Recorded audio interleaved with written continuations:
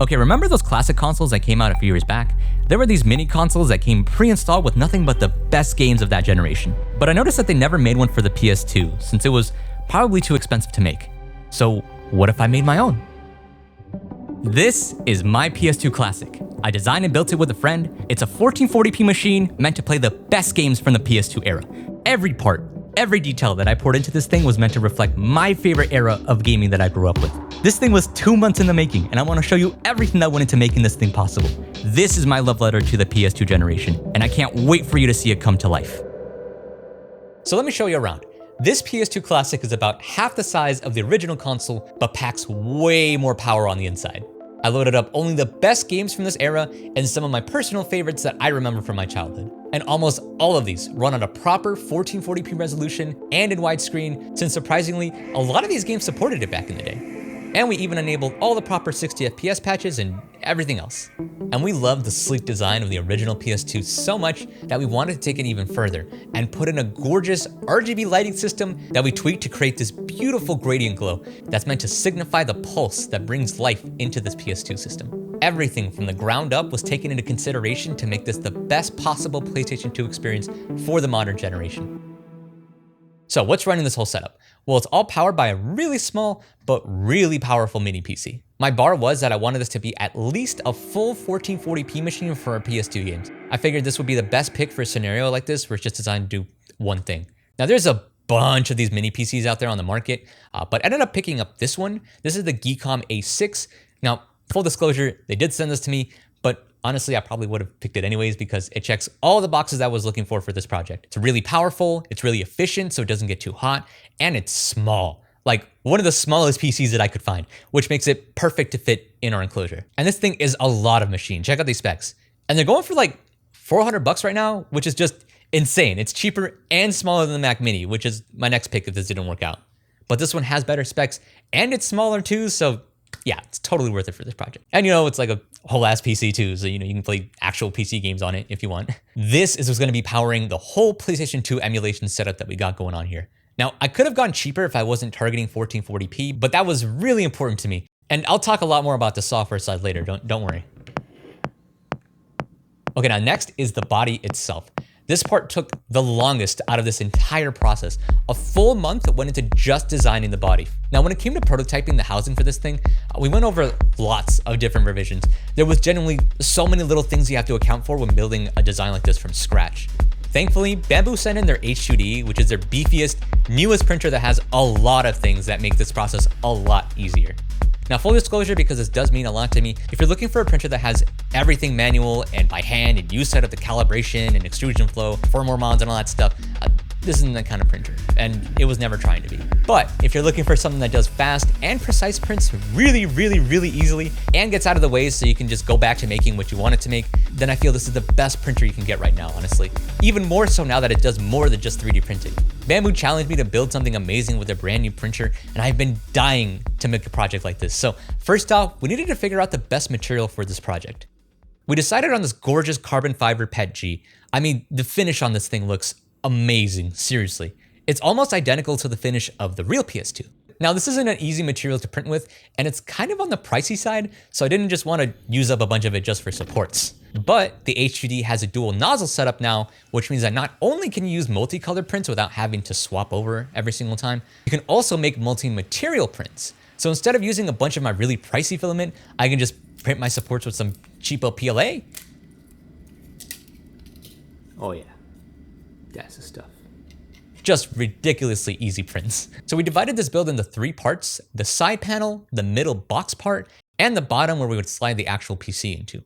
This is what we found was the easiest when it came to a lot of different things, like printing the case and how easy it is to actually put the whole thing together. Now, we took a lot of design cues from the original PS2, but there were some places that we felt we could either do better or just wouldn't work because of the really small size that we were working with. For example, like the power button, it wouldn't work given the placement of the mini PC and the placement of the real power button, so we just made an invisible power button that you can just push here. But I think overall it's still a pretty solid base, and it gives us plenty of room to work with to add a bunch of other details that I wanted to add to this PS2.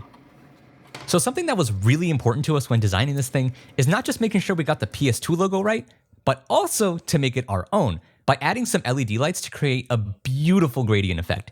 in the same colors and style as the original logo. We really wanted to make the console itself a statement piece, while still being subtle and not too in your face about it.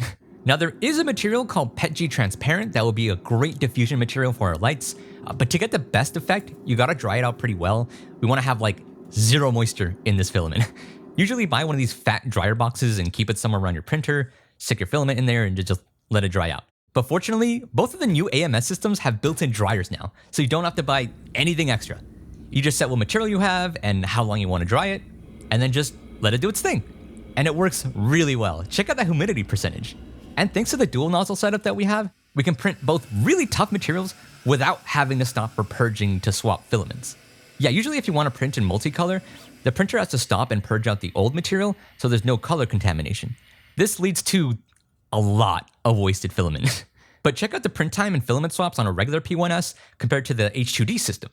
Yeah, literally 0 flushes. That's insane. And check that out. A perfect little window made entirely of see-through material with 0 waste. I think it looks kind of neat, no?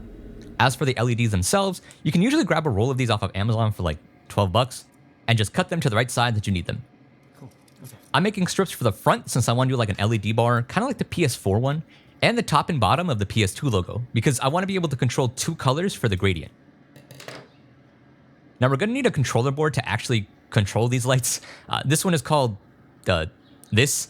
They're really common in the LED scene. JP has an amazing tutorial on how you can program these things. I'll leave it in the description if you're curious. As for wiring everything up, I'm just going to be using this because I already had it on hand. But otherwise, these are really thin cables. I'll link something a little better in the description. Also, I got a brand new like soldering iron too. A friend of mine recommended me to this one because like I was using the same like $12 Amazon one that I got like 4 years ago when I was still in college, and this thing was really difficult to control. And I wasn't really ever good at soldering, and he was telling me it might have been the soldering iron. So maybe I just needed a better soldering iron. Maybe, I don't know. Yeah, apparently this one from Queso is like really good, so I'm gonna give that a shot and see how it goes. He also suggested me some like lead solder because I was using leadless solder because you know I have pets at home. But this thing is heavy, and it was like 50 bucks. This is so much solder. I don't think I'm ever gonna use this much. I'm pretty sure I can pass this down to my grandkids if I wanted to. And then finally he like introduced me to the flux, which is so interesting because I didn't know about this stuff. Apparently this stuff is like lube, but for solder. So cool, I guess. Oh, there it goes. Oh man, that is moving fast. Oh geez, it's already hot. It's already hot. Okay, cool. So I'm a little afraid because this thing is like generally so small, and at this point we might as well just be doing surgery on a grape because this thing is microscopic to me. So after doing a little surgery on a grape, it came up pretty good. Now this could absolutely be better, but I'm still learning and I did way better with the new tools that I had now. My old equipment was really holding me back apparently. Now it's just a matter of soldering all the strips together one by one, and then we can test to see if everything was wired up correctly. Oh, that is sick. Oh, that is so cool. Oh, that is super duper cool. Wow. Look at that. It even got the gradient going and everything. Okay, obviously I need to change the colors and I probably need to change up the brightness too, but like this is a really good solid start though for sure. Look at that. This is exactly what I envisioned in my head. I am so happy with how these look. And since it's powered by USB, it can be powered by one of the USB ports in the front of the computer. I ended up 3D printing some extra platforms here so that we can stick the lights onto an actual platform so it points directly at the window. I super glued these in because I thought of it last minute, but the final design should come with them just already installed. This is one of the things that I really felt make my PS2 Classic mine more than anything else. Now the side panel looks great, but I'm sure you've noticed that it's missing a few things like the PlayStation 2 text. Carving out really small details is really hard for 3D printers, so we have to find another solution for these. Thankfully, the H2D is not just a printer, it's also a straight up laser cutter, which is way better at cutting out really, really tiny detail. You just latch in the little module, run a quick calibration, and you're ready to start burning stuff. Now, the main reason I went with this material specifically, aside from its really nice finish, is that this stuff can withstand really high temperatures. Other basic materials like PLA will just melt if you shoot a laser at it. And yeah, I know fires are possible with laser cutting, so this thing has a ton of sensors and tech to make sure that you're safe in case of an emergency. There's a bunch of sensors on top that monitors temperature and watches for any sparks, and if they detect even just a hint of flames, these vents shut themselves off really fast so the fire can just drown out of oxygen. This whole thing is really high tech. So I printed out a test sheet of material and ran a calibration test on it to see what the depth would look like at different power levels. Don't ask me what happened here. Anyways, after a few more tests, I dialed it down to exactly the right power levels that I wanted. So now it's time to laser etch our side panel. Oh, and by the way, always use ventilation when doing laser cutting stuff. That smoke is some really nasty stuff. I have this air purifier that's pointing out to a window. Okay, now we just let it do its thing. Now when it comes out, it's gonna be covered in ash because, duh, laser. A little tip, rubbing it down with some alcohol wipes all of it off and gets rid of that really weird burnt smell. Beautiful. I mean, this looks incredible. If you told me this came out of a factory, I honestly would have believed you. But we're not done yet. The PS2 also has some etchings of the logos for like Dolby Digital, DVD-ROM, stuff like that. So I needed to add those in there too. I had to design this by hand because, again, this stuff just doesn't exist anywhere. As you can tell, this is really starting to become like a real labor of love. I loaded up the laser cutter again, and a few minutes later, okay, this is looking really nice. Like, look how precise that text is. You could even read the little DVD text on the bottom. That's crazy. And don't worry, I'll leave the project file with my exact settings in the description if you want to try this out yourself. Now for this project, as you can tell, I was really set on getting even the smallest details possible. And that also includes the proper decals for everything on the console. Well, the HUD also has a new attachment called a cutting module, which can cut materials like vinyl and paper and stuff really precisely with a blade, which is perfect for those areas that have a lot of detail but are way too tiny to 3D print. First up was the Sony text logo on the right side of the console. That's perfect. I was able to order some silver vinyl that looks exactly like the real thing. I had the lady help me with this since she was a little more familiar with the process than I was. Now the cool thing about the software on this thing is that it can auto scan the entire plate and take a picture so you know exactly where it's gonna go. I made a few different sizes to experiment and see which ones look the best. Pick the vinyl preset, and there it goes.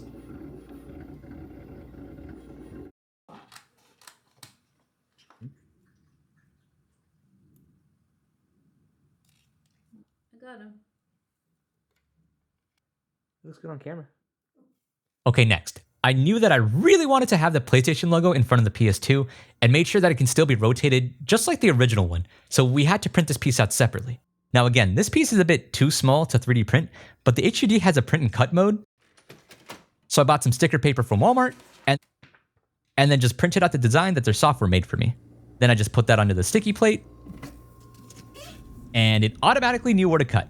I made a few different sizes so I can match and see which one would be the closest fit to the original one. And check that out. It fits perfectly. And yes, it can even rotate like the real one. And lastly, the power and eject buttons.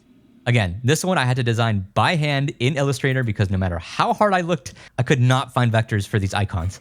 Don't worry, I'm supplying all the assets that I made in the description. Okay, so now it's time to build everything.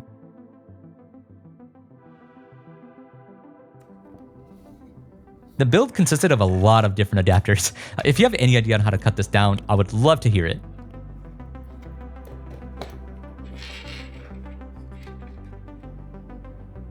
Beautiful.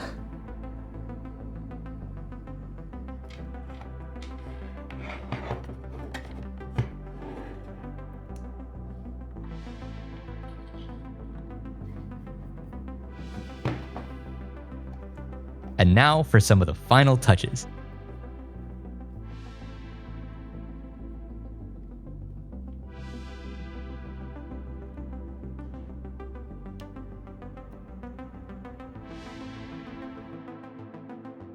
And there it is, my PS2 Classic. The hardware took a lot of time, but I didn't just stop there. There was a lot of work that went into the software experience too. Now on the software side, I'm gonna be brief because there was a lot that went into this process. I'm planning an extra Patreon video with an in-depth explanation of all of the software side for those people who care. If you're interested in that, check out the description, but I'm cutting out a lot of details here to save time because there was a lot. All right, so this thing came pre-installed with Windows 11, but it's not really great for controller setups. And honestly, Windows is a little clunky for what we're trying to do here. So I wiped it almost immediately and installed Baza on it instead, which is a Linux distro that's kind of like SteamOS, but it's designed for more types of hardware. I mean, you look at this desktop and tell me this isn't SteamOS, come on. Now, yes, I know that Batocera exists and I did consider it for this project, but man, that's a whole process on its own. You gotta set up the RetroArch cores and the cover art, and It's a lot. Plus, Bazai already has some quality of life stuff already pre-installed, like Decky plugins, one-click EmuDeck setup, and it's a lot less resource heavy. Overall, it just makes this way easier for me. And these plugins are important because it's also what I use to design the UI of the console. I spent a lot of thought into how this is going to look and play to the point where you can't even tell this is SteamOS anymore. Just the games, the time, maybe a Wi-Fi indicator, but that's it. I also made sure that we got the PS2 sound effects and the ambiance being able to play in the background too.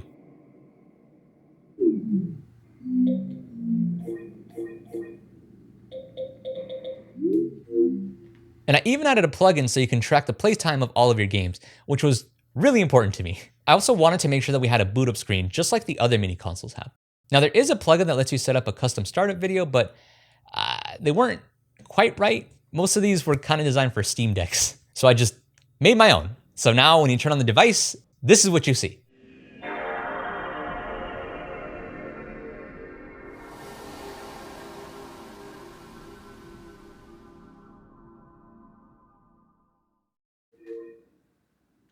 I'll be uploading this to the Animation Changer store, so anyone can use it for free. And thanks to EmuDeck, we also have some great hotkeys on the controller that'll let us do things like switch the aspect ratio, since a lot of these games actually supported widescreen resolutions. And toggle fast forward for some of those games that had longer cutscenes. Seriously, if I wanted a recap of The Lord of the Rings, I would have just watched The Lord of the Rings. So let's talk about the games. Now, while it is tempting to just load this thing up with 2,000 ROMs and everything, this is a classic console. I wanted the library to be a lot more curated, focused more on what really made the PS2 great. Like if I had to go back and describe this era to somebody, what games would I have them play? So I stuck to just a few of these games, just under 40 of the most impactful games that I remember from this era. And I know some people are gonna be like, oh, why is there no Tetris worlds included? And I'm sorry, but this generation had a lot of amazing games. But just know, if you're thinking of it, I probably considered it. And it's cool because you're probably gonna learn a bit about what kind of games I was exposed to as a kid. This era had a phenomenal run for platformers, all at a time where everyone was doing something really different. There was so many to pick from, but to me, my favorite ones were the Ratchet & Clank series. These games were so hard for me as a kid, but I managed to at least beat the first three, so I put those in there. Shadow the Hedgehog seems to be really important for a lot of you guys. I didn't personally own this one, but a lot of my friends had it, and they let me play when I came over to their house. Yeah, the cutscenes had me a little surprised though. Oh! Maria! Oh, oh my god. In another universe, I probably would have been a Kingdom Hearts kid. Oh well. I did play Kingdom Hearts 2 back in my PS2 days. I remember thinking this was really fun, but I had no idea what was going on. But then again, I have friends who've been playing for like 15 years and still don't know what's going on. So, maybe that's just how these games are. I didn't get any gameplay, but Sly 2 and Jak and Daxter were also two of my favorite games growing up. They were both platformers, but both could not be more different from each other. Oh my god, the racing games. We don't get a lot of these smaller scope racing games anymore. It's kind of sad. I think I first heard about Burnout 3 on like a demo disc. They used to sell them at GameStop for like $2. And I love smashing into other cars in this game in the same intro level over and over and over again.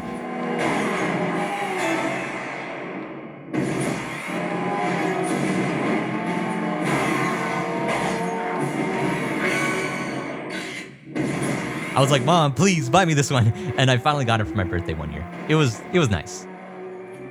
On the other side of the racing scene, we had Gran Turismo 4. This seems to be the one most people have memories with, and man, this game still looks really good, even now. I couldn't imagine what people were thinking when this first came out.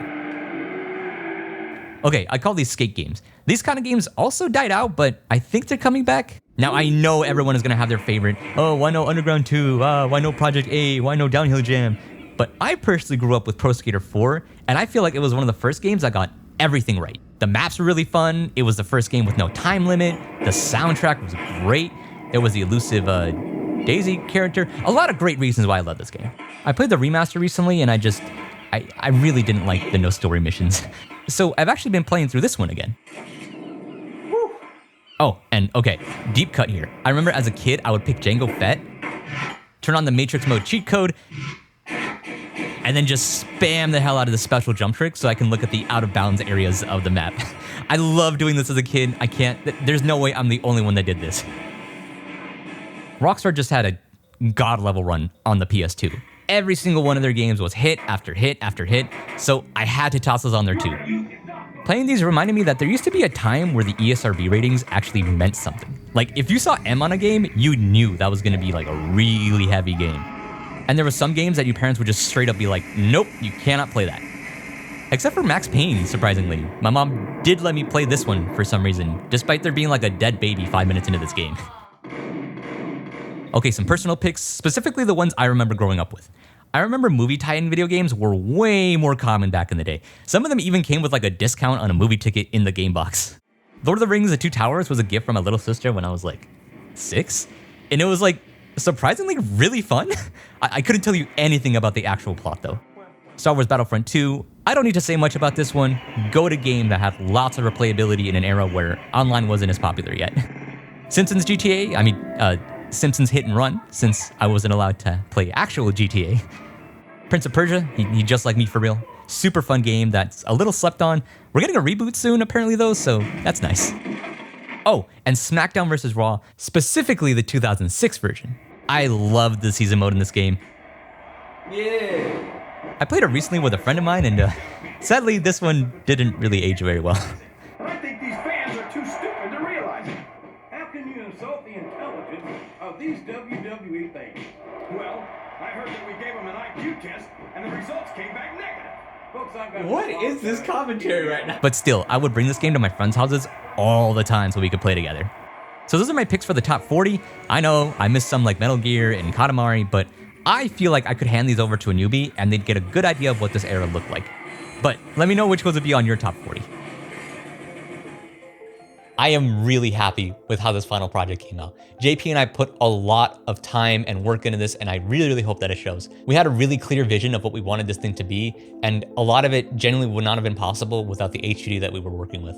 This is genuinely everything I would have wanted from a PS2 Classic. Now, I know that however cool this project may be, not everyone is going to be able to afford a very big machine like this for just this little project. So we made a couple alternatives for people who still want to try this without spending a ton of money. So alongside the project, we also made a version that, number one, can be adapted to work with a Raspberry Pi, which is much cheaper than a mini PC. Now, don't expect like 1440p on it, but it's still a great option that we tested for native resolution gaming. And number two, JP made a version that could be made all without having all the fancy laser cutter and sticker cutter stuff that we had here. We really wanted to make sure this project was as accessible as possible, so I'll leave his awesome walkthrough in the description.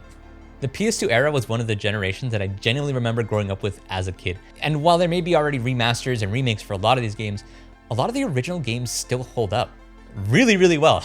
And I still think that they're worth revisiting. This project reignited my interest in the PS2 so much that I think I actually might want to mod an actual PS2 pretty soon. So be on the lookout for that.